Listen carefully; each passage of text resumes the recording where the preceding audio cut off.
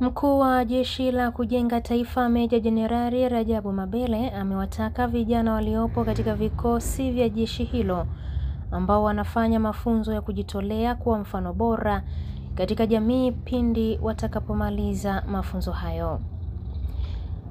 Mabele ameyasema hayo wakati akiongea na vijana wanaofanya mafunzo katika kikosi cha 846 KJ Luwa Sumbawanga mkoani Rukwa.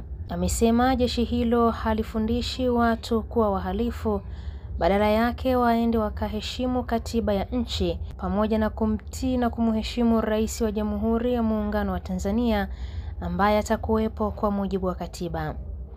Sambamba na hayo, amesema hatarajii kuona kijana aliyepitia mafunzo ya JKT akikamatwa kwa tuhuma za kufanya uhalifu, kwani atakuwa ameenda kinyume na malengo ya mafunzo hayo.